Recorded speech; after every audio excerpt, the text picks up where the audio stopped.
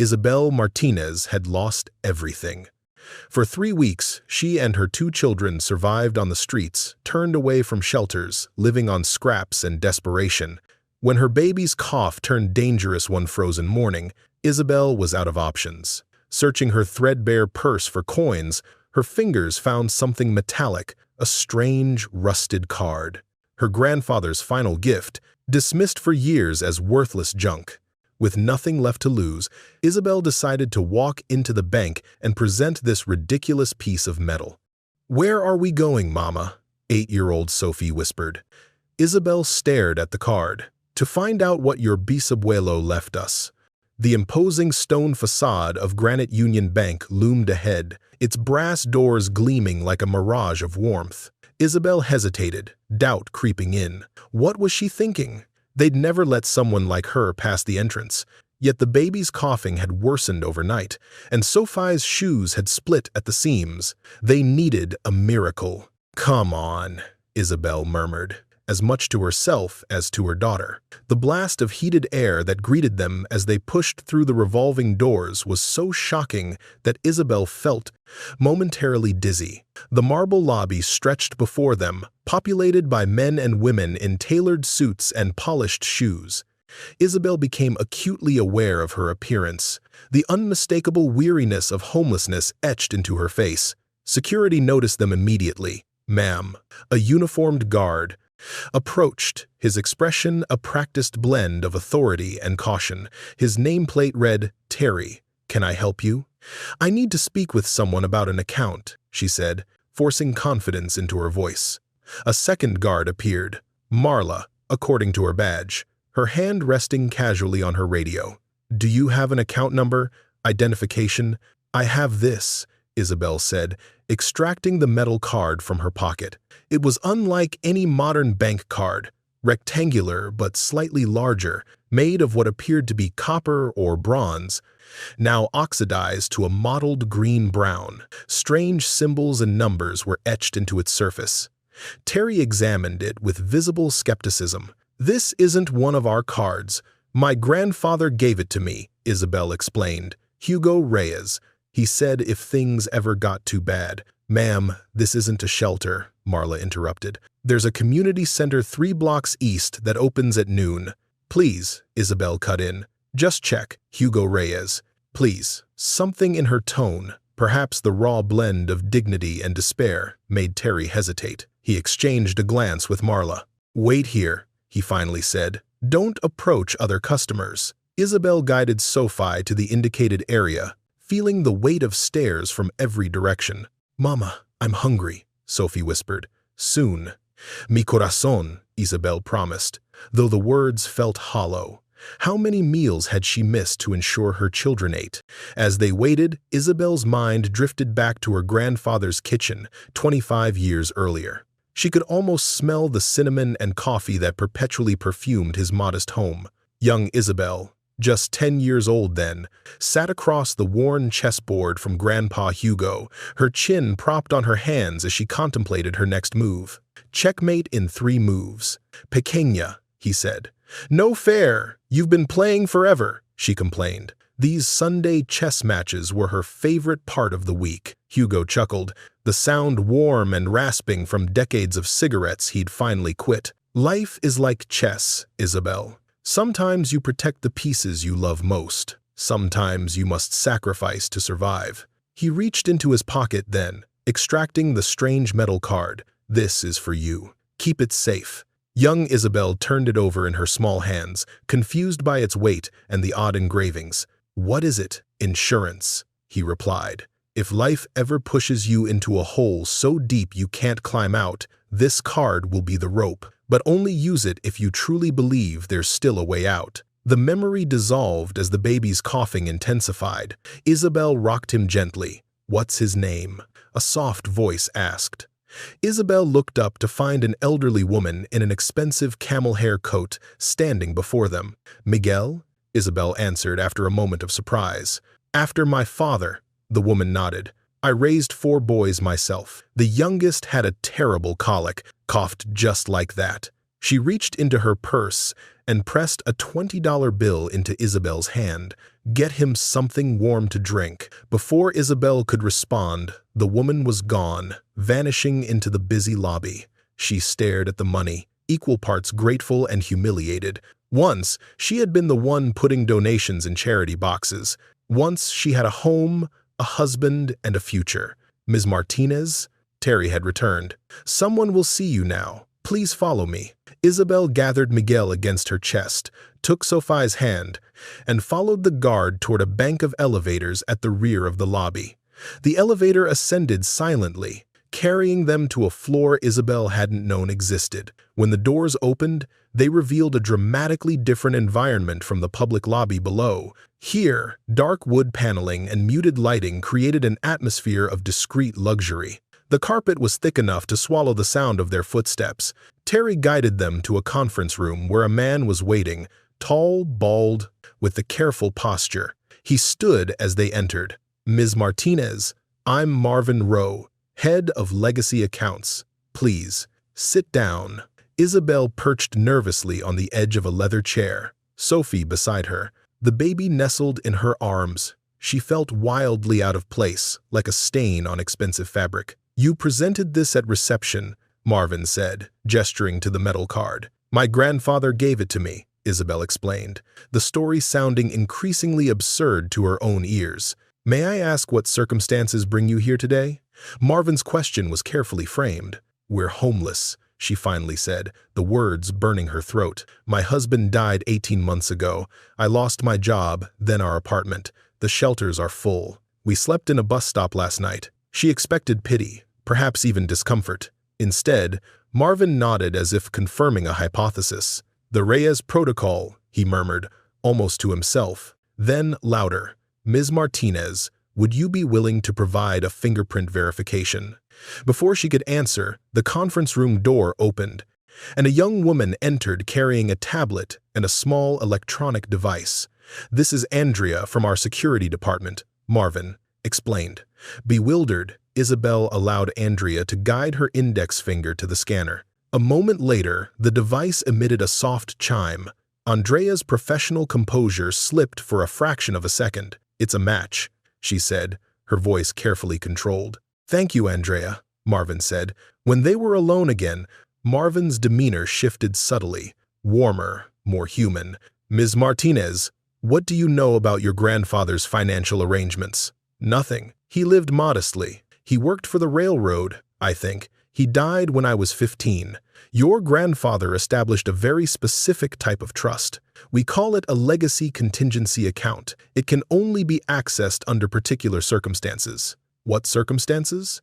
Isabel asked. "The exact language of the trust stipulates, to be unlocked only when descendant is verifiably destitute." Marvin's expression was unreadable. "It seems your grandfather anticipated this possibility and prepared accordingly." "I don't understand." "Ms. Martinez, upon fingerprint verification and confirmation of your current circumstances, you now have access to the Reyes Trust. The current value, including all investments and properties, is approximately $142 million.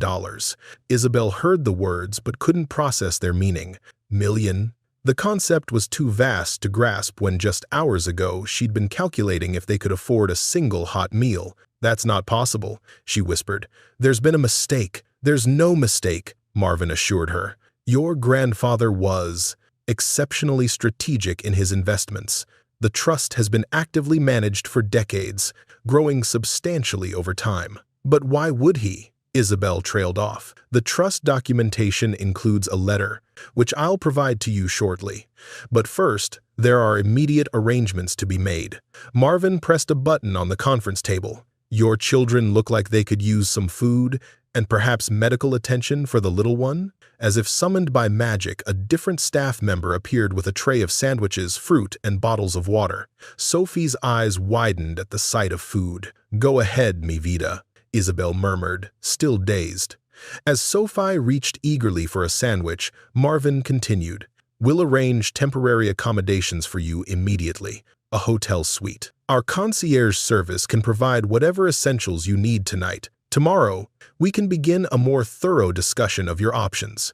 Isabel stared at him, struggling to align this surreal conversation with the reality of her life. "Why are you helping us?" she finally asked. "Ms. Martinez, your grandfather was quite explicit in his instructions. He said, when she comes, she'll be proud but broken. Don't let bureaucracy break her further." Tears pricked at Isabel's eyes. "I don't know what to say," she whispered. "You don't need to say anything," Marvin replied. "Let's focus on getting you and your children comfortable tonight. Everything else can wait until tomorrow." The presidential suite at the Westmont Hotel was larger than the entire apartment Isabel had shared with Louis. Floor-to-ceiling windows revealed a panoramic view of the city now blanketed in snow, the streetlights below glowing like earthbound stars. Plush carpets swallowed her footsteps as she moved from room to room. In one bedroom, Sophie bounced experimentally on a king-sized bed, her small face alight with wonder. In another, Miguel slept peacefully in a hastily arranged crib, his breathing easier after the pediatrician Marvin had somehow summoned to the hotel. "Bronchitis," the doctor had pronounced. "The antibiotics should help quickly." Now, standing alone in the cavernous marble bathroom, Isabel stared at her reflection in a gilt-edged mirror. A stranger looked back, hollow-cheeked, with dark circles beneath eyes too old for her 34 years. Slowly, she turned on the hot water tap. Steam rose, fogging the mirror, obscuring the woman she no longer recognized. She cried for Luis, stolen by a rain-slicked road and a driver who couldn't stop in time. She cried for the home they'd built together, now occupied by strangers. She cried for Sophie's lost innocence and Miguel's precarious start to life. When the tears finally subsided, Isabel washed her face with hotel soap that smelled of jasmine and sandalwood. She dried herself with a towel so plush it felt like a cloud against her skin. In the suite's kitchen area, she found a selection of food that had been delivered while she was in the bathroom. Isabel prepared a plate for her daughter, marveling at how surreal it felt to serve food on fine china instead of salvaged fast food containers. "Can we stay here forever, Mama?" Sophie asked, twirling spaghetti around her fork. "No, mi vida," Isabel replied. "But we don't have to worry about where we'll sleep tomorrow, or the next day." After Sophie had eaten her fill, more food in one sitting than she'd had in weeks, Isabel tucked her into the enormous bed. Isabel checked on Miguel, adjusting his blanket and brushing her lips against his forehead, cooler now after the first dose of medicine. Then she returned to the main room, where a manila envelope waited on the coffee table. Inside was the letter Marvin had mentioned, her grandfather's words, "My dearest Isabel, if you are reading this, then the safety net I created has caught you. I am sorry that life has brought you to such desperate circumstances, but I am not sorry for the foresight that allows me to help you now, even from beyond the grave. You may wonder how I accumulated such wealth when I lived so simply. The truth is both ordinary and extraordinary. I made one brilliant investment in my youth, a small technology company that few believed would succeed. That single decision, followed by decades of careful management, created the foundation of your inheritance. I chose to live modestly because I knew the seductive danger of wealth. I watched friends and colleagues transformed by money. I wanted something different for you. I wanted you to know the value of work, of compassion, of seeing people for who they are rather than what they own. But I also feared that misfortune might find you, as it once found me. Few remember now, but before my success, I knew hunger. I slept on park benches. I felt the particular shame that society reserves for those who have fallen from grace. This trust is designed with specific intentions. You will find that while you now have substantial resources, there are structures in place to prevent the pitfalls of sudden wealth. My hope is that you will use these funds to rebuild your life, to secure your future, and perhaps most importantly, to extend the same compassion to others that you now receive. Remember our chess games, pequeña. Life is strategy, sacrifice, and protection. Sometimes we lose important pieces. Sometimes we must retreat. But the game continues as long as the king stands. With eternal love, your grandfather, Hugo Isabel read the letter 3 times, her grandfather's voice so vivid in her mind. She folded the pages carefully and returned them to the envelope, then crossed to the window and gazed out at the snow-covered city. A soft knock at the suite door pulled her from her thoughts. Isabel opened it to find a young man in a hotel uniform holding a shopping bag. "Miss Martinez? The items you requested." Isabel hadn't requested anything, but she accepted the bag with murmured thanks. Inside were toiletries, a pair of pajamas, and basic clothing for her and the children, all in the correct sizes. Marvin's work, no doubt. After changing into the new pajamas, soft cotton that felt like a luxury against her skin, Isabel settled on the couch, still unable to fully process the day's events.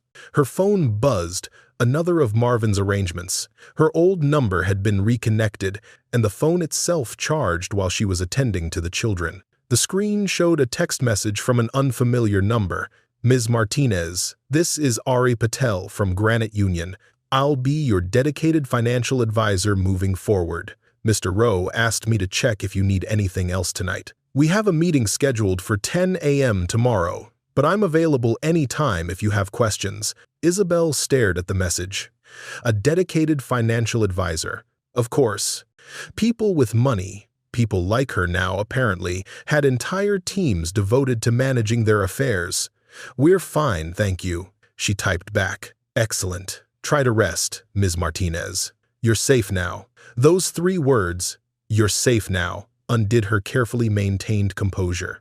Isabel curled into the corner of the plush sofa and whispered them aloud, like an incantation she was afraid to fully believe. She repeated the phrase until it became a lullaby, rocking gently back and forth, arms wrapped around herself. Eventually, exhaustion claimed her, and she slept deeply for the first time in months. Morning arrived with golden light streaming through windows she'd forgotten to cover. For a disorienting moment, Isabel couldn't remember where she was. Reality rushed back as Sophie bounded into the room, already dressed in new clothes from the mysteriously provided bag. "Mama, there's a bathtub big enough to swim in, and the TV has all the channels." Her excitement was palpable, her movements animated in a way Isabel hadn't seen since before Luis died. Inside voice, "Mi vida," Isabel reminded her gently, though her heart swelled at her daughter's joy. "Your brother is still sleeping." As if on cue, Miguel's cries echoed from the bedroom. Isabel went to him, changed his diaper using the supplies that had appeared as if by magic, and cradled him close. A discreet knock announced the arrival of breakfast, a feast of fresh fruits, pastries, eggs, and coffee. She and Sophie ate slowly, savoring each bite, still half afraid this bounty might vanish as suddenly as it had appeared.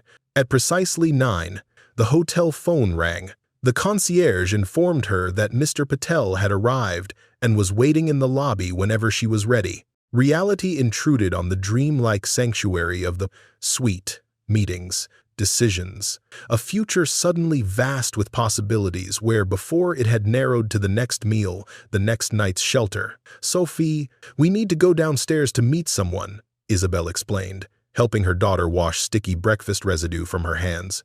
"It's about our new situation. Are we rich now, Mama?" Sophie asked. Isabel hesitated. "We have help now?" she said. "Grandpa Hugo left us a gift." Satisfied with this explanation, Sophie skipped toward the door while Isabel gathered Miguel and the diaper bag. A young Indian man in a charcoal suit approached them immediately. "Ms. Martinez? I'm Ari Patel. It's a pleasure to meet you in person." Ari led them to a private conference room off the main lobby, already prepared with a high chair for Miguel and coloring books for Sophie. The thoughtfulness of these arrangements touched Isabel unexpectedly. "Mr. Rowe sends his regards," Ari explained as they settled. "He handles the initial protocol activation, but day-to-day management falls to advisors like me." Isabel nodded. "I appreciate the help. This is all very overwhelming. I can only imagine. Let's take this one step at a time." He opened a leather portfolio. "First, practical matters. Your suite is booked for 2 weeks, which gives us time to secure more permanent housing if you wish. A credit card has been issued in your name, linked to a preliminary account with sufficient funds for immediate needs." I don't even know how to begin, she admitted. Yesterday, we had nothing. That's why I'm here, Ari said gently. You don't have to figure everything out at once. He hesitated, then added, if you don't mind my asking, how did you come to your current circumstances? The question was professional, but delivered with genuine concern. My husband Louise was a mechanic, a good one. We had a small apartment, savings, and plans for the future. Then 18 months ago, he was hit by a car while riding his motorcycle home from work. The medical bills took everything, even with insurance. I was pregnant with Miguel, working as a receptionist, but the office downsized right after my maternity leave. No severance. Isabel paused, remembering the cascade of disasters that had followed, the eviction notice, selling their car, moving to progressively cheaper and more dangerous apartments until even those were beyond reach. I had no family left except the children. Friends helped at first, but eventually, she shrugged, the gesture encompassing all the ways relationships strained and broke under the weight of prolonged need. Miguel squirmed in her arms, and she adjusted him automatically, her body attuned to his every movement after months of being his only protection against a hostile world. Before I knew it, we were on the streets. You try to stay clean, to look presentable for job interviews. But she trailed off, unable to fully articulate the circular trap of homelessness, how each day became focused solely on survival, how opportunities narrowed until they disappeared entirely. Ari nodded. You don't have to keep surviving every day now, Isabel, he said. You can breathe, you can plan, you can rebuild. Something in his words, their simple permission to exist beyond crisis, broke through the protective numbness Isabel had maintained. She blinked rapidly, determined not to cry in this business meeting. Seeming to sense her emotion, Ari smoothly redirected the conversation. Let's discuss housing options. Would you prefer to remain in the city or consider suburban areas? For the next hour, Ari guided her through immediate considerations, housing, healthcare, education for Sophie, without overwhelming her with the full scope of her inheritance. He explained that her grandfather's trust included specific provisions, a structured release of funds based on time and circumstances, properties already held in her name, and investment portfolios designed for long-term stability. The full briefing can wait, Ari assured her. For now, focus on establishing stability for your family. The rest will come in time. As their meeting concluded, Ari handed her a business card with his personal cell number handwritten on the back. Call anytime, day or night. That's not just professional courtesy. I mean it. Isabel studied him, this stranger who spoke to her with respect, when just days ago she'd been invisible to most of society. Why are you being so kind? My father came to this country with nothing but hope and determination. A single act of kindness from a stranger changed the trajectory of his life. Our family never forgot that lesson. He gathered his papers, then added quietly, besides, I have children too. I can't imagine the courage it took to keep them safe through what you've endured. After Ari left, Isabel remained in the conference room, the black credit card on the table before her like a foreign object she wasn't sure how to handle. Sophie continued coloring contentedly while Miguel dozed in the crook of Isabel's arm. The first week passed in a blur of appointments, paperwork, and gradual adjustments to their new reality. Isabel moved through each day in a state of cautious disbelief, waiting for the dream to shatter, for someone to reveal it had all been an elaborate mistake. But the miracle held. Miguel's health improved dramatically with proper medical care. Sophie was enrolled in a good school that could accommodate her mid-year transfer, and Isabel began the process of reclaiming her identity from the erosion of homelessness. Small steps like a haircut, new clothes that actually fit, a physical examination that addressed the toll months of malnutrition and stress had taken on her body. Yet, despite these positive changes, Isabel found herself hesitating to fully embrace their altered circumstances. She used the credit card sparingly, purchasing only necessities despite Ari's gentle assurances that the funds were hers to use as needed. She declined the real estate agent's suggestions of luxury condominiums and historic brownstones, instead gravitating toward modest, practical homes in safe but unremarkable neighborhoods. You're worth more than you're allowing yourself, Ari observed during one of their regular meetings. The trust your grandfather established is designed to provide security and comfort, not merely survival. It doesn't feel real, she finally admitted, and I'm afraid that if I start believing in it, depending on it, you fear it will disappear, Ari finished for her. He opened a folder and extracted several dark photographs, spreading them across the desk. They showed an elegant older man, Hugo Reyes, in his later years, standing before various properties and businesses. Your grandfather was remarkably strategic, Ari explained. These assets have been accumulating value for decades. The trust is structured with multiple layers of protection, diversified across different markets and investment vehicles. It would take a global financial collapse to significantly impact your security, and even then, there are safeguards. Isabel studied the photos, searching for the grandfather she remembered. He never seemed wealthy, she murmured. He lived in a small house, drove an old Buick, packed his own lunch. According to the trust documents, that was a deliberate choice. He believed wealth should be a tool, not an identity. Ari hesitated. There's something else you should see. He produced another document, older than the others. It was a newspaper clipping from 1951, showing a much younger Hugo standing in a breadline during what appeared to be a harsh winter. Before his investment succeeded, your grandfather knew hardship intimately, Ari said. The trust includes his personal journal from that period. He writes about sleeping in train stations, about the particular shame of being looked through rather than seen. He understood what you've endured, Isabel, perhaps better than most. Isabel touched the photograph gently, a piece of her grandfather's life she'd never known. It explained so much: his frugality despite apparent comfort, his insistence on treating every person with dignity regardless of their circumstances. He created this trust for you, but also because of his own experience, Ari continued. The official activation clause, when descendant is verifiably destitute, was his way of ensuring that help would come precisely when you most needed it, but couldn't access it through conventional means. I still don't know if I can do this, Isabel confessed. Do what, exactly? Ari inquired. Accept this transformation. Be this new person. Live this new life. You don't have to become someone new, Isabel. You're still the same woman who protected her children through impossible circumstances, who found courage when there was every reason for despair. The only difference is that now you have resources to match your resilience. That evening, after the children were asleep, Isabel found herself drawn to the suite's expansive windows. The city spread before her, a tapestry of lights and shadows.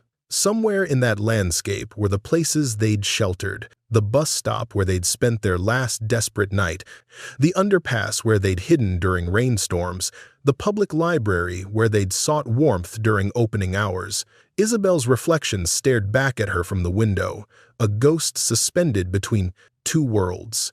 Her phone chimed with a text message from Ari. Just checking in. Hope all is well. Remember, small steps are still progress. Isabel found herself responding honestly. I'm struggling to reconcile who I was a week ago with who I am now. It feels like betrayal somehow. Of whom? The woman who survived against all odds? She deserves this reprieve. Isabel didn't respond, but the message resonated as she prepared for bed in the luxurious suite. That night, she dreamed of Luis for the first time in months. Not his accident or the devastating aftermath, but an ordinary morning in their small apartment. He stood at the stove, making pancakes, humming off-key as sunlight spilled across the worn linoleum floor. You're doing great, Bella, he said, using the nickname only he had ever called her. She woke with tears on her cheeks but a curious lightness in her chest, as if something tightly wound had begun to loosen. The next morning, Isabel made a decision. After dropping Sophie at her new school, she asked the driver Ari had arranged to take her to an address in one of the city's struggling neighborhoods. The man raised an eyebrow but complied without comment. The women's shelter was housed in a converted church, its stone facade weathered but dignified. Isabel had tried to get a space there twice during their time on the streets, but it had always been at capacity, with waiting lists stretching for weeks. At the reception desk, a harried-looking woman glanced up with the practiced wariness of someone who had heard every possible story. "Can I help you?" I'm looking for Shelley Morales, Isabel said. She's a social worker here, I think. And you are? Isabel Martinez. She tried to help me and my children a few months ago. Wait here. Minutes later, a stout woman with salt and pepper hair emerged from an office. Isabel? My God, I almost didn't recognize you. Shelley enveloped her in a warm hug that smelled of patchouli and mint. I've been worried sick. You missed our last appointment, and when I checked the usual spots, she pulled back, studying Isabel's transformed appearance. What happened? It's a long story. Could we talk somewhere private? In Shelley's cramped office, surrounded by overflowing filing cabinets and motivational posters, Isabel recounted the events of the past week. Shelley listened with increasing amazement, occasionally shaking her head in disbelief. I've been doing this work for 27 years, she said. I've never heard anything like it. It's like something from a fairy tale. That's why it doesn't feel real, Isabel admitted. Shelley reached across the desk to squeeze her hand. Oh, it's real. Just look at you, already gaining back the weight you lost. Her expression turned thoughtful, but I understand the disorientation. Trauma and sudden change, even positive change, can be incredibly destabilizing. I don't know how to be this new person, Isabel confessed. The woman with a financial advisor and a driver and a future. You don't become someone else overnight, Shelley said. You're still Isabel, Luis's wife, Sophie and Miguel's mother, a woman who endured the unendurable with grace and dignity intact. She leaned forward. Money changes your circumstances, not your character. The words echoed what Ari had been trying to tell her, but somehow hearing them from Shelley, who had known her at her lowest point, made them more believable. I want to help, Isabel said suddenly. The shelter, the women here, I want to do something. That's understandable. Many people who've experienced hardship want to give back once they're stable, but Isabel, you're still in transition yourself. Give yourself time to heal before taking on others' burdens. But I have resources now, Isabel insisted. But rushing into philanthropy before you've secured your own foundation is like trying to build a house starting with the roof. She smiled gently. Get settled. Get healthy, physically and emotionally. Find your footing in this new reality. Then we can talk about how you might help others most effectively. Isabel reluctantly acknowledged the wisdom in this advice. As she prepared to leave, Shelley handed her a business card. This is Dr. Levine, a therapist who specializes in trauma and major life transitions. She works with many of our clients, but also with people who've experienced sudden wealth or status changes. She held up a hand to forestall Isabel's protest. Isabel tucked the forwarding card into her purse, promising to consider it. As she left the shelter, she noticed a familiar figure huddled in the building's entrance alcove, an older woman with weather-beaten skin and a tattered coat several sizes too large for her thin frame. Rita, Isabel approached. The woman looked up, roomy eyes narrowing before recognition dawned.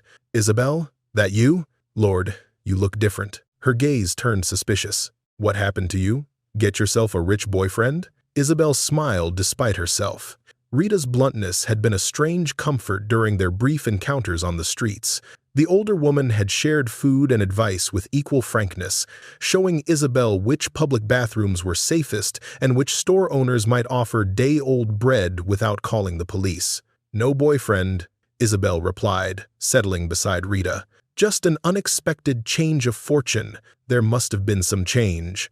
You're looking fat and happy compared to last time. Are you waiting for a bed here? Isabel asked. Third day trying. They're always full, but the desk lady lets me sit inside when it gets really cold. Rita pulled her coat tighter around her bony shoulders.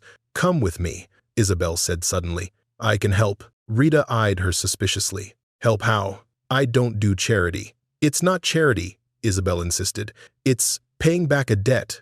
You shared your food with us when we had nothing. You showed me where Miguel could get warm when he was sick. That was just human decency, Rita muttered, though she looked pleased at the acknowledgement. Exactly, Isabel agreed. It took more persuasion, but eventually Rita agreed to accompany Isabel, though she muttered skeptically throughout the drive to the hotel. When they arrived, Isabel, arranged for a room on a different floor from the suite, sensing that Rita would be more comfortable with some independence, and ordered a meal sent up immediately. "Just for a few days," Isabel promised when Rita protested, "until we can figure out something more permanent." Later that afternoon, Isabel met with Ari in the hotel's restaurant. He listened without judgment as she recounted her visit to the shelter and her impulsive decision to help Rita.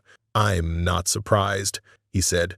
"Compassion often flows most freely from those who've known its absence. Shelley thinks I should focus on stabilizing my own situation first," Isabel admitted. "There's wisdom in that approach, but small acts of kindness along the way don't have to detract from your primary focus." He smiled. "Your grandfather's journal mentions that even at his lowest point, he would sometimes share what little he had. He believed that generosity wasn't a luxury of the wealthy, but a practice that preserved humanity in difficult times." "I'm thinking of taking that house on Maple Street," she said. "The one with the small yard. It's close to Sophie's school, and it feels manageable." "An excellent choice," Ari approved. "Modest but comfortable, in a safe neighborhood with good amenities nearby. I'll contact the agent this afternoon." As Ari outlined the purchase process, Isabel felt a subtle shift within herself, the first tentative acceptance that this new reality might actually be sustainable.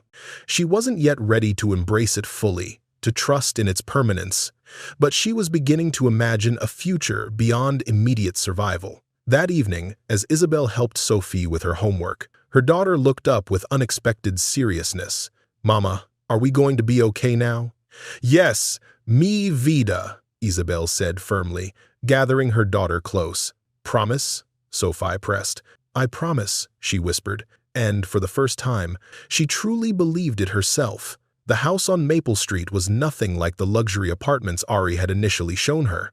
A modest two-bedroom Cape Cod with a small fenced yard, it had the lived-in charm of a place where memories had been made. "It's perfect," Isabel declared the moment they walked through the front door. Sophie immediately ran to explore, her excited voice echoing through the rooms, while Miguel crawled determinedly across the sun-warmed living room floor. Ari raised an eyebrow. "You understand that with your resources, you could purchase virtually any property in the city? This is the one that feels like home," Isabel replied. The purchase process moved with astonishing speed, accelerated by cash payment and Ari's efficient management. Within 2 weeks of first seeing the property, Isabel found herself standing in the empty living room, house keys in hand, the afternoon sun casting patterns through lace curtains the previous owners had left behind. "So what now?" Sophie asked, twirling in the empty space.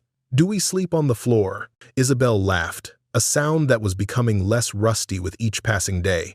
"No, mi vida. Now we make it ours." They started small. Beds and essential furniture delivered the same day, household basics purchased during a somewhat overwhelming trip to a department store. Ari had arranged for a car as well, not the luxury sedan he'd initially suggested, but a practical SUV with good safety ratings that Isabel could drive herself. That first afternoon in her new car, Isabel found herself driving aimlessly through the city, retracing the geography of their struggle. At a stoplight near the eastern edge of downtown, Isabel spotted a familiar figure, Rita's friend Jasmine, a teenage runaway who had sometimes watched Miguel when Isabel needed to visit government offices or apply for jobs. The girl was thin, her posture defensive as she hurried along the sidewalk, glancing frequently over her shoulder. Without conscious decision, Isabel pulled over and called out, "Jasmine!" The girl froze, then turned slowly, her expression wary until recognition dawned. "Isabel, holy shit, is that really you?" "Get in," Isabel offered, unlocking the passenger door. Jasmine hesitated, street-honed survival instincts at war with the memory of past kindness. Finally, she slid into the passenger seat, immediately running her hands over the clean upholstery with undisguised appreciation. "Damn, you really upgraded," she observed, taking in Isabel's improved appearance. "Rita said you hit the lottery or something, but I thought she was just high." "Not exactly the lottery," Isabel replied. "But yes, things have changed." "Where are you headed?" "Nowhere specific." Just trying to avoid that creep Marcel from the 3rd Street shelter. He's been following me since this morning. Isabel frowned. Marcel? The volunteer coordinator? Yeah. He offers girls private accommodations if they're grateful enough.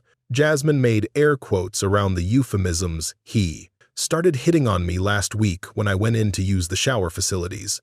A cold anger settled in Isabel's chest, a protective rage that felt clarifying after months of helpless submission to circumstance. Has he hurt you? Nah, I'm too quick. Jasmine attempted bravado. But he knows all my usual spots now. It was harder to shake him today. You're coming home with me. What? No, I don't need. I have a spare bedroom, hot water, and food. Stay until this Marcel situation cools down, or until you find something better. Why would you do that? We barely know each other.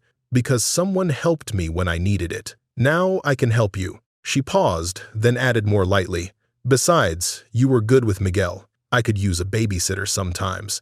I guess I could hang for a few days, she conceded, though her posture remained guarded. But I don't do charity, Isabel smiled. It's not charity, it's human decency. By the time they reached the house on Maple Street, Sophie was ecstatic at the prospect of a guest, while Miguel seemed to remember Jasmine, reaching for her with a delighted gurgle. You can stay as long as you need, Isabel assured her, showing her to the small bedroom they hadn't yet furnished. We can pick up whatever you need tomorrow. That night, with Jasmine safely installed in the spare room and the children asleep, Isabel sat at her new kitchen table and opened her laptop, another recent purchase that still felt vaguely illicit after months of using public computers at the Boer library. She researched Marcel at the 3rd Street shelter, finding concerning patterns in anonymous reviews and comments that confirmed Jasmine's account. The next morning, Isabel made a call to Shelley Morales. I need your help with something, she explained. There's a volunteer at the 3rd Street shelter, Marcel, who's been harassing young women. Unfortunately, that doesn't surprise me. The director there is notoriously lax about background checks. We've had several clients report similar concerns, but without formal complaints, there's little action we can take. What would constitute a formal complaint? Documented incidents, witness statements, patterns of behavior, evidence substantial enough that the board couldn't ignore it without risking liability. Shelley paused. Why? Has someone you know been targeted? Yes, Isabel replied, watching through the window as Jasmine played with Sophie in the backyard.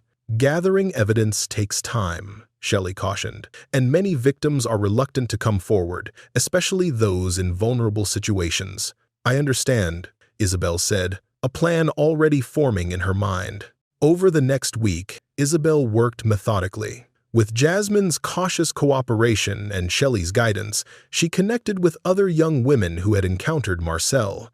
Using resources from her trust, she hired a private investigator to document the man's pattern of targeting vulnerable shelter residents. She arranged safe temporary housing for those willing to provide statements, ensuring they wouldn't face retaliation. When the evidence was compiled, a devastating dossier of predatory behavior spanning at least 2 years, Isabel didn't go directly to the shelter's apathetic director. Instead, she approached the board of directors and major donors simultaneously, presenting the findings with a clear ultimatum. Address the situation immediately or face public exposure and potential legal action. Marcel was removed from his position and reported to authorities. The director who had enabled him was placed on administrative leave pending review, and Isabel, working behind the scenes through Shelley, helped establish new safety protocols and reporting mechanisms for shelter residents. You're a force of nature when you set your mind to something, Ari observed during their weekly meeting. Your grandfather would be proud. Isabel felt a flicker of satisfaction. It's a small thing, really. The system is still broken in so many ways. But meaningful change often begins with small, targeted actions like this. He studied her thoughtfully. You're finding your footing in this new reality. She couldn't deny it. The past month had brought a gradual shift in how she viewed herself and her circumstances. The paralyzing shock had given way to cautious acceptance, then to a growing sense of purpose. The trust was no longer just a miraculous rescue. It was becoming a tool, a means to effect change she had once been powerless to create. Isabel began to use her resources more confidently, not extravagantly, but purposefully. She enrolled Sophie in a swimming class. She hired a part-time nanny to help with Miguel while she devoted time to understanding the full scope of her inheritance. She even scheduled her first session with Dr. Levine, the therapist Shelley had recommended. The house on Maple Street was becoming a home. Furniture filled the rooms, comfortable rather than ostentatious. Photos appeared on walls, some rescued from storage units Isabel had been unable to maintain during their homelessness, others newly taken to commemorate fresh beginnings. The kitchen was stocked with food. Most significantly, Isabel began driving a different route each day, not to revisit the geography of their hardship, but to seek out those still trapped in similar circumstances. One evening, returning from a visit to Rita, now settled in a senior apartment Isabel had helped her secure, she spotted an elderly woman huddled at a bus stop, surrounded by plastic bags containing what appeared to be all her worldly possessions. The woman's face was familiar. It took Isabel a moment to place her. During their last week on the streets, this woman had shared a packet of beans with Isabel when Miguel was fussing from hunger. Without hesitation, Isabel pulled over and approached the woman. "Excuse me," she said. "You may not remember me, but you helped me and my baby a few months ago. Near St. Michael's Church, you gave us some beans." The pretty lady with the two little ones, "You're looking better, dear." Isabel smiled. "Yes, things have improved for us, and I'd like to help you now, if you'll let me. I don't take handouts, just human decency. Nobody helped me when I needed it most, except you. You don't forget kindness like that." It took some persuasion, but eventually the woman, who introduced herself as Eleanor, accepted Isabel's offer of a hotel voucher and a meal. As they sat together in a diner, Eleanor shared her story: a medical crisis, insurance that covered only a fraction of the costs, an adult son overseas who didn't know her situation. "I worked for 42 years, Eleanor said. "Never thought I'd end up like this." "I understand completely," Isabel replied, the words carrying the weight of genuine empathy. "Sometimes the systems that should protect us fail, but that doesn't define your worth." Before they parted, Isabel arranged for Eleanor to meet with Shelley at the Women's Resource Center, a first step toward more permanent solutions. Driving home afterward, Isabel realized that for the first time since receiving her inheritance, she felt truly aligned with its purpose. Her grandfather hadn't intended the trust as merely a safety net for her family, but as a means to extend the same compassion to others. That evening, as she tucked Sophie into bed, her daughter asked an unexpected question. "Mama, are we rich now?" Isabel considered her answer carefully. "We have enough," she said finally. "More than enough, and with that comes responsibility." "Like Spider-Man?" Sophie asked seriously. "With great power comes great responsibility?" Isabel laughed softly. "Something like that. It means we need to remember what it was like before, and help others when we can." Sophie nodded solemnly. "I remember. It was scary sometimes." She paused. "But you always made me feel safe anyway." The simple observation, her daughter's recognition of how hard Isabel had fought to protect them even in their darkest moments, brought unexpected tears to her eyes. "I tried, mi vida." "You did good, Mama," Sophie declared, "and now we can help other people do good too." Later, sitting on the back porch with a cup of tea, Isabel watched fireflies begin their evening dance across the small yard. For the first time in longer than she could remember, she felt a sense of genuine peace, not the exhausted numbness that had sustained her through homelessness, but a quiet certainty that they were exactly where they were meant to be. The path forward was becoming clearer. She would continue to establish stability for her family, but also extend that stability to others where possible. It was what Grandpa Hugo would have wanted. It was, perhaps, what she had needed to do all along to truly accept this gift, as if summoned by her thoughts. Her phone chimed with a message from Ari. "Good news. The education fund for Sophie is officially established, and the Family Medical Trust is finalized." "You're building something lasting, Isabel." She smiled at his timing. "Thank you for everything," she replied. I'm finally starting to feel like this is real. It's been real all along, came his immediate response. You're just catching up to reality. The article appeared in the business section of the city newspaper on a Tuesday morning. Mystery woman unlocks legacy trust worth millions. Though the piece didn't mention Isabel by name, the details were specific enough to be unmistakable. A formerly homeless mother of two, a decades-old trust activated by biometric verification, a reclusive banking heiress emerging from destitution. Isabel first learned of it when Ari called, his normally calm voice tinged with concern. "Have you seen today's financial pages?" he asked. "No," Isabel replied. "I just finished getting Sophie off to school." "What happened?"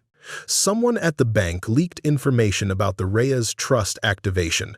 The article doesn't name you directly, but it contains enough details that anyone familiar with the situation would recognize it." "How bad is it?" "Not catastrophic," Ari assured her. The reporter approached it as a human interest story. Rags to riches, hidden legacy, that sort of angle. "But it means your privacy has been compromised to some degree." Isabel closed her eyes briefly, absorbing this latest disruption to her carefully reconstructed life. The past 2 months had brought a tentative stability she was only just beginning to trust. A comfortable home, a routine for the children, small but meaningful steps toward using her resources to help others. The thought of public exposure threatened that fragile equilibrium. "What do we do?" she asked. "For now, nothing dramatic," Ari advised. "The article doesn't include your address or any identifying photos. But be prepared for increased attention. Reporters may start investigating, attempting to identify you more specifically."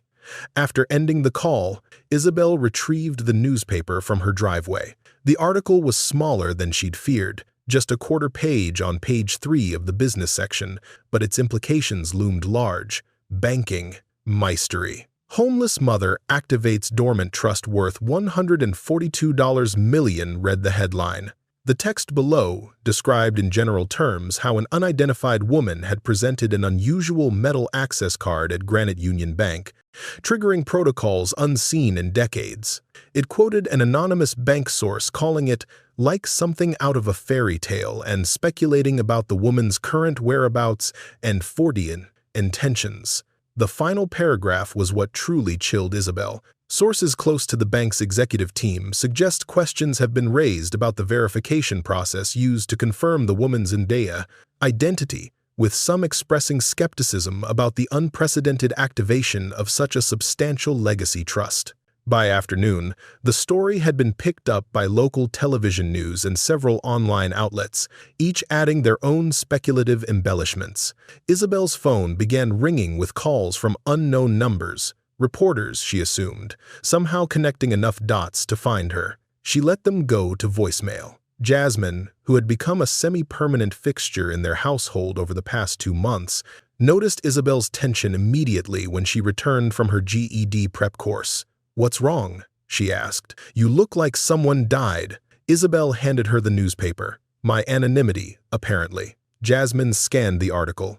"This is messed up. Someone at the bank violated your privacy." She looked up sharply. "You think this means trouble?" "I don't know," Isabel admitted.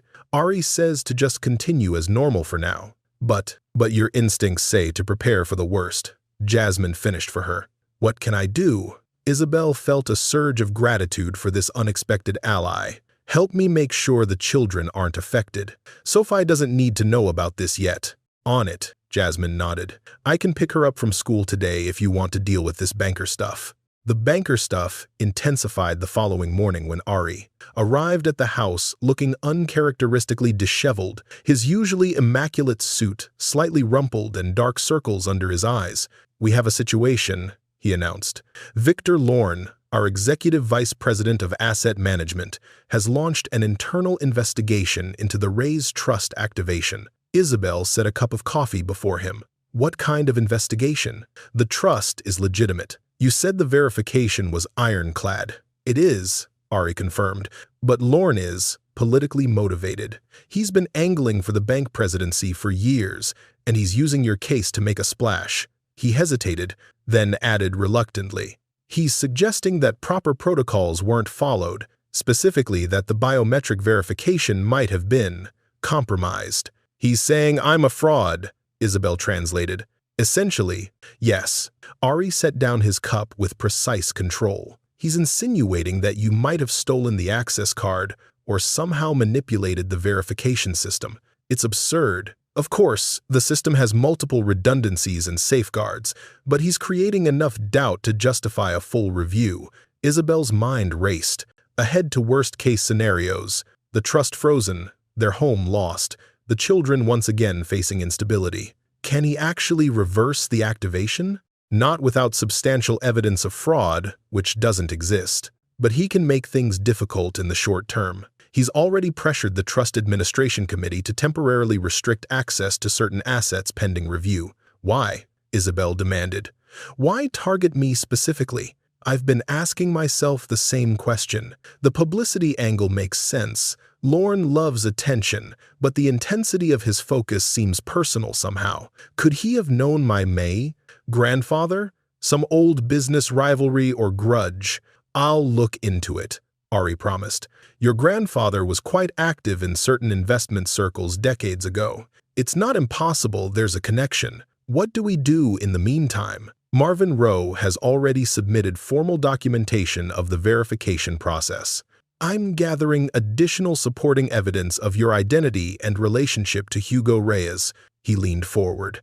"And if it would help ease your mind, we could consider a DNA test to establish lineage conclusively. It's excessive, but it would create an additional layer of protection. Set it up. I want this resolved as quickly as possible." The following days brought an uncomfortable new reality. Reporters began appearing at the end of Isabel's street, forcing her to keep the children indoors more than usual. Anonymous calls to her phone increased, some merely curious, others disturbingly hostile. Strangers leaving messages questioning her right to unearned wealth or making crude assumptions about how a homeless woman might have gained access to millions. The pressure began to take a toll. Isabel found herself jumping at unexpected sounds, checking locks repeatedly, falling back into the hyper-vigilant patterns that had characterized their months of homelessness.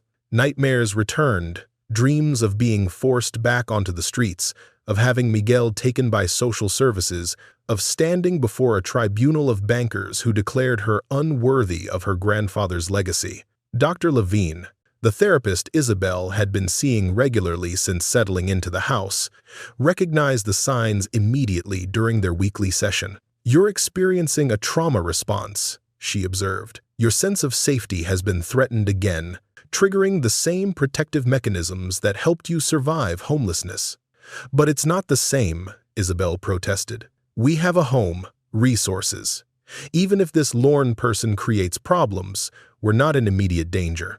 "Your rational mind knows that," Dr. Levine acknowledged, "but your nervous system is still healing from prolonged insecurity. It defaults to high alert at the first sign of threat. This perspective helped, but the practical reality of Lorne's investigation remained a constant weight." Ari visited daily, bringing updates and strategizing their response. Marvin Rowe, the veteran banker who had first verified Isabel's claim, emerged as an unexpected ally, submitting detailed affidavits confirming the legitimacy of the trust activation. A pivotal moment came 10 days into the crisis, when Ari arrived looking simultaneously concerned and triumphant. "I've found the connection," he announced, spreading documents across Isabel's kitchen table. "Victor Lorne's father, Harrison Lorne, was your grandfather's business rival in the 1960 seconds. They competed for the same investment opportunities, particularly in emerging technologies."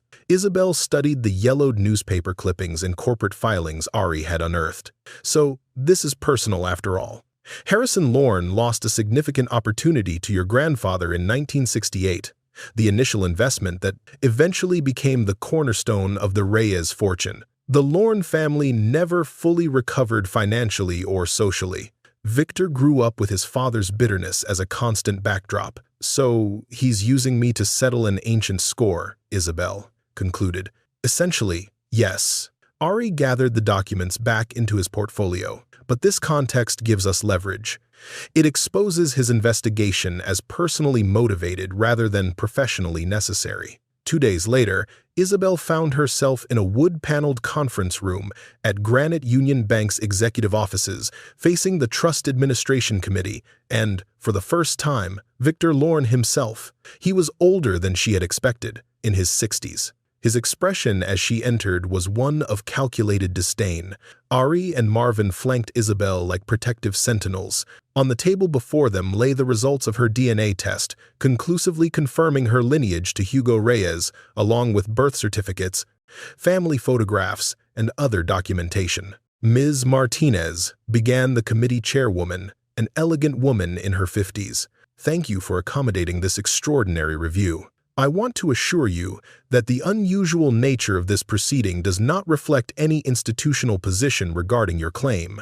With respect, Madame Chairwoman," Victor Lorne interrupted, "the nature of this claim justifies extraordinary scrutiny. A homeless woman with no banking history suddenly appears with an ancient access device, claiming a fortune that had been dormant for decades."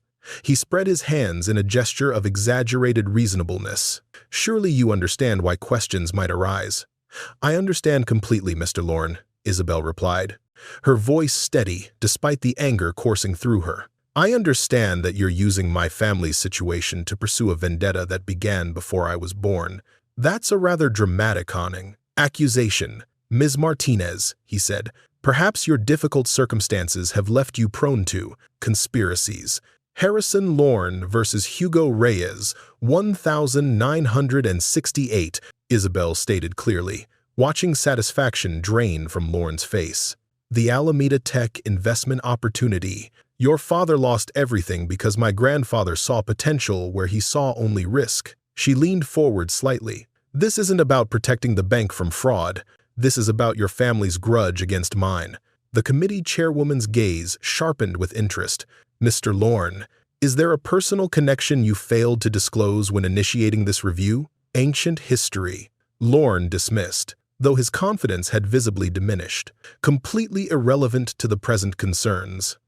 "I disagree," Marvin Rowe spoke, his decades of institutional authority evident in his tone.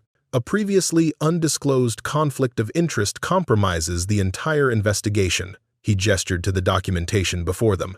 The meeting proceeded with clinical efficiency after that, Lorne's objections increasingly feeble against the weight of evidence and his now exposed bias. By the conclusion, the committee had not only reaffirmed Isabel's claim to the Reyes Trust, but also issued a formal apology for the unnecessary distress caused by procedural overreach. As they gathered their materials to leave, Isabel found herself face to face with Victor Lorne in the corridor outside. Without his audience, his mask of professional concern had vanished, replaced by naked hostility.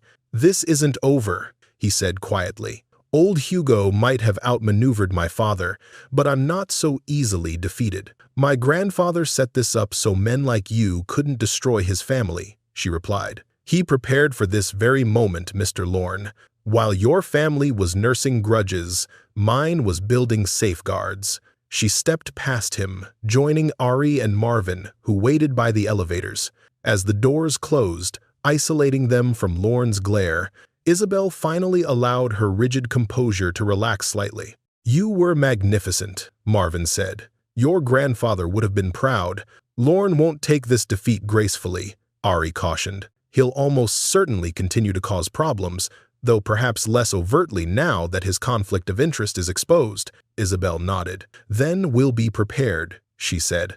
"I've faced worse than an angry banker with wounded pride." Later that evening, after the children were asleep, Isabel sat on her back porch watching the same stars that had witnessed her family's journey from destitution to security. The confrontation with Lorne had been draining, but it had also been clarifying, providing external validation of her right to the legacy her grandfather had left. For the first time, she allowed herself to consider the future, not just in terms of immediate stability, but in terms of lasting impact. What would she do with this inheritance, beyond securing her family's well-being? How could she honor her grandfather's vision while creating her own? 6 months had passed since the confrontation with Victor Lorne. The aftermath had been less dramatic than Isabel had feared. Lorne himself had been quietly removed from his position at Granite Union Bank following an internal ethics review. The media interest had spiked briefly after a DNA test conclusively confirmed Isabel's lineage, then faded as newer scandals captured public attention. Life had settled into what Isabel cautiously accepted as their new normal. Sophie had completed her first full semester at her new school, thriving academically and socially with a resilience that sometimes brought tears to Isabel's eyes. Miguel, now walking and beginning to form words, showed no signs of the health problems. His pediatrician marveled at his development, pronouncing him completely caught up at his last checkup, medical shorthand for the miracle of children's ability to overcome early deprivation when given proper care. And Isabel herself had undergone a transformation that went beyond her external circumstances. The paralyzing shock and disbelief had given way to purposeful acceptance. She no longer felt like an imposter in her own life, a sentiment Dr. Levine had helped her recognize as survivor's guilt, the irrational feeling that she didn't deserve to thrive when others remained in circumstances she had escaped. You honor those still struggling not by diminishing your own good fortune, but by using it meaningfully, Dr. Levine had observed during one of their sessions. The insight had become a guiding principle as Isabel developed a more intentional relationship with her inheritance. With Ari's guidance, she had established a structured approach to philanthropy, not grand public gestures that might attract unwanted attention, but strategic interventions in areas she understood intimately. She funded expanded services at the women's shelter where Shelley worked, created a medical assistance program for families facing catastrophic bills, and established a housing transition initiative specifically designed to help families emerging from homelessness. All of these efforts operated quietly, without Isabel's name attached. She had no desire for recognition or gratitude, only to extend the same lifeline to others that her grandfather had provided for her. Isabel had placed a special Klicksvention photograph on her bedside table, her grandfather Hugo in his later years, gray-haired and distinguished. Some nights when the house was quiet and the children asleep, she would speak to him softly. "You believed in me when I didn't believe in myself," she whispered one such evening. "I'm trying to make you proud." The changes extended beyond Isabel's immediate family. Jasmine had officially moved into the third bedroom, no longer a temporary guest, but a member of the household. She had completed her GED and enrolled in community college courses, her sharp intelligence finding an outlet beyond the survival skills that had protected her on the streets. Rita, too, had remained a part of their lives, now settled in a seniors' apartment complex, where Isabel had helped her secure a unit. The older woman had become a regular Sunday dinner guest. On this particular autumn afternoon, these extended members of Isabel's chosen family were gathering to celebrate Sophie's 9th birthday. As Isabel finished frosting the homemade cake, chocolate with buttercream, Sophie's favorite, she heard the front door open and Jasmine's voice calling a greeting. "In the kitchen," Isabel responded, setting aside the spatula and wiping her hands on a dish towel. Jasmine appeared in the doorway, her arms laden with party supplies. Behind her came Eleanor, the elderly woman who had shared beans with Isabel during their darkest days, now recovered from her own period of homelessness and volunteering at the senior center where Rita lived. "I got everything on the list," Jasmine announced. "Plus, I picked up Eleanor on the way. Rita's coming with Shelley. They're stopping to get ice cream." Isabel smiled, still sometimes amazed by how effortlessly Jasmine had integrated into their lives, how readily she had accepted responsibilities and connections after years of defensive solitude. "Perfect. Sophie's outside with Miguel if you want to help her finish the leaf pile for the scavenger hunt." As Jasmine headed to the yard, Eleanor began unpacking the party supplies. Paper plates, balloons, small gift bags for Sophie's friends. "Never thought I'd be helping with a child's birthday again at my age," she remarked with quiet pleasure. "Life takes the strangest turns." Isabel nodded, understanding completely the sentiment behind those simple words. 6 months earlier, she couldn't have imagined this scene, this ordinary, joyful moment of preparation for a child's celebration, surrounded by a makeshift family forged through shared hardship and unexpected connection. The birthday party unfolded with the controlled chaos typical of courted 9-year-olds, games in the yard, presents opened with delighted exclamations, cake devoured amid laughter and chatter. Isabel moved through it all with quiet joy, watching her daughter surrounded by friends who knew nothing of the hardships that had preceded this normal childhood moment. As the last guest departed and the immediate family settled in the living room with leftover cake, Sophie curled against Isabel's side on the couch, pleasantly exhausted from the day's excitement. "Was it a good birthday, mi vida?" Isabel asked. "The best ever," Sophie declared, then added thoughtfully, "Mama, I was thinking about something." "What's that? Remember when we used to sleep in that bus shelter, and you told me that someday things would get better?" Sophie looked up. "You were right. They did get better." Isabel swallowed against the sudden tightness in her throat. "Yes, they did. I think that's because you never gave up," Sophie continued, her conviction absolute. Perhaps that stubborn refusal to surrender, even in her darkest moments, had been the true key that unlocked her grandfather's legacy. Perhaps the card's power had always depended not just on bloodline or biometric verification, but on the quality Hugo had recognized in his granddaughter, the same resilience he had drawn upon during his own journey from destitution to security. "Sometimes, mi corazón," Isabel said, "believing isn't about feeling certain. It's about continuing to try even when you're not sure you can succeed." Sophie considered this, then nodded with the grave acceptance of childhood wisdom. "That's what I'm going to remember, for if I ever have hard times, too." Later that night, Isabel sat on her back porch with Jasmine, enjoying the crisp autumn air and the relative quiet after the day's festivities. "Sophie said something interesting today," Isabel mused, watching the stars emerge above the maple tree.